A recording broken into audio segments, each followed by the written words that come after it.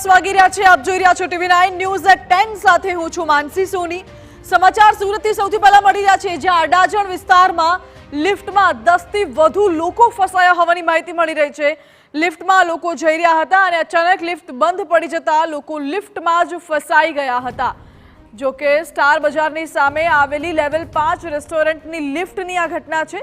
રેસ્ટોરન્ટમાં જમીને નીચે ઉતરતી વખતે લિફ્ટમાં પહેલા માળે લોકો ફસાયા હતા। જો કે ફાયર વિભાગે તાત્કાલિક ઘટના સ્થળે પહોંચી તમામનું રેસ્ક્યુ કર્યું છે। પહેલા માળે ફસાયેલી લિફ્ટને ગ્રાઉન્ડ ફ્લોર પર લાવી તમામ લોકોનું રેસ્ક્યુ કરવામાં આવ્યું છે। મહત્વનું છે કે લિફ્ટનો લોક ખોલીને તમામને સલામત રીતે બહાર કઢાયા છે। લિફ્ટમાં 6 બાળકો 5 મહિલાઓ સહિત 16 લોકો સવાર હતા। જો કે આ તમામ લોકો અત્યારે સલામત હોવાની જાણકારી મળી રહી છે। ફાયર વિભાગે તાત્કાલિક ઘટના સ્થળે પહોંચી તમામ લોકોનું રેસ્ક્યુ કર્યું છે। લિફ્ટ પહેલા માળે ફસાઈ ગઈ હતી અને બંધ પડી ગઈ હતી, જેમાં મહિલાઓ બાળકો સહિત કુલ 16 લોકો ફસાઈ ગયા હતા।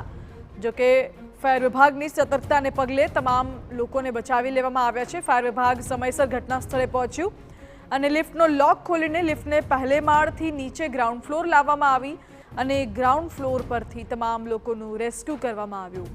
તમામ 16 લોકોને બચાવી લેવાયા। 6 બાળકો 5 મહિલાઓ સહિત 16 લોકોને લિફ્ટમાંથી બહાર કાઢવામાં આવ્યા।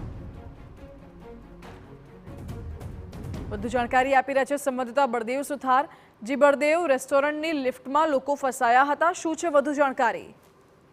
સુરતની અંદર અવારનવાર જે લિફ્ટ ખોટકાવાની જે ઘટના બનતી હોય છે અને ત્યારબાદ જે લોકો ફસાતા હોય છે તેમને રેસ્ક્યુ કરી અને બહાર કાઢવાની જે નોબત છે તે આવતી હોય છે। ત્યારે ગઈકાલ સાંજના સમયે અડાજણ વિસ્તારની અંદર 16 લોકો જે છે લિફ્ટમાં ફસાયા હોવાની જે વિગત મળતાની સાથે જ ફાયર વિભાગ હતું તે ઘટના સ્થળે પહોંચ્યું હતું અને આ દરવાજો તોડી અને જે કહી શકાય છે 16 લોકોને જે બહાર કાઢવામાં આવ્યા હતા।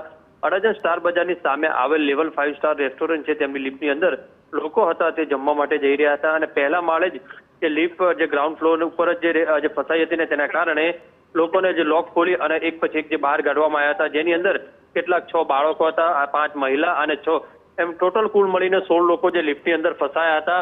મહત્વની વસ્તુ એ છે કે લિફ્ટની અંદર જે સમયસર મેન્ટેન ન થવાના કારણે પણ આ રીતની ઘટનાઓ છે સતત બનતી હોય છે। હાલમાં તો ફાયર વિભાગ દ્વારા નોટિસ પાઠવીને વધુ તપાસ હાથ ધરી છે। જી બળદેવ, આભાર આપનો। એટલે લિફ્ટની સલામતીને લઈને પણ અનેક સવાલ ઉઠી રહ્યા છે, ત્યારે ફાયર વિભાગે હાલ તો નોટિસ પાઠવી જવાબ માંગ્યા છે।